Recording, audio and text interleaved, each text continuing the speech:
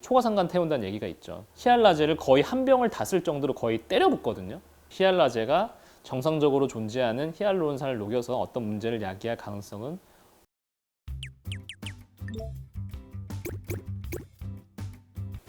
안녕하십니까 여러분, 423TV의 배병기 원장입니다. 제가 정말 오랜만에 찾아뵙고 있는데요. 많은 분들이 423TV 관둔 거냐, 이제 끝낼 거냐 뭐 이런 말씀을 주셨는데 그런 건 아니고요. 제 몸이 허락하는 날 계속 할 예정이오니 걱정하지 마시고 많이 사랑해 주시기 바랍니다. 제가 그동안 사실 공부를 좀 했어요. 423TV를 어떻게 하면 좀 더 많은 분들이 편하게 보실 수 있게 만들 수 있을까, 이렇게 고심한 결과 제 영상이 또 이제 어느 정도 방향이 있죠. 필러나 스컬트나 이런 거에 주로 집중돼 있다 보니까 댓글들도 어느 정도 이제 중복되는 게 많고 해서 이전까지 제가 한 주제에 대해서 이렇게 제가 혼자 막 이야기를 했는데 그런 것보다는 많이 올라온 댓글들에 대해서 물론 열심히 답글을 달긴 했지만 좀 부족했던 점이 있거나 혹은 많은 중복을 보이는 댓글에 대해서는 제가 직접 방송으로 답을 드리는 형식을 좀 하려고 합니다.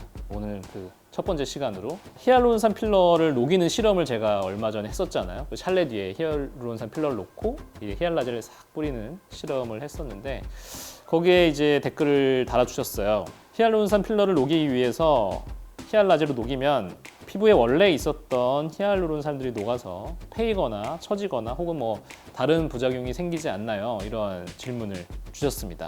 그렇죠. 이제 뭐 히알루론산은 정상적으로 피부에 존재한다는 건 이제 많은 분들이 알고 계실 거예요. 제 방송을 보셨으면. 그러니까 히알라제를 놓으면 초과상관 태운다는 얘기가 있죠. 그러니까 놓았던 히알루론산을 녹이기 위해서 정상적으로 존재하는 히알루론산도 문제가 생기는 거 아니냐, 이렇게 충분히 생각하실 수가 있고요. 실제로 그 히알라제나 히알루론산에 대한 논문들에서도 이런 거에 대해서 의사들끼리 생각한 게 글로 되어 있어요. 이거 저희가 디스커션이라 그러는데 거기에도 되어 있을 정도로 당연히 걱정할 수밖에 없는 문제인데요. 피부에 있는 히알루론산은 굉장히 빠른 턴오버 타임을 갖습니다. 턴오버라는 거는 새로운 게 옛날 게 되고 옛날 게 다시 새로운 걸로 이렇게 바뀌는 시간이 대략 한 24시간 정도라고 되어 있어요. 그러니까 수시간 동안 계속 히알루론산은 새로운 게 생기고 또 있었던 히알루론산 없어지고 흡수되는 게 또 막 수시간 단위로 계속 이루어지는 게 히알루론산의 턴오버 과정이에요.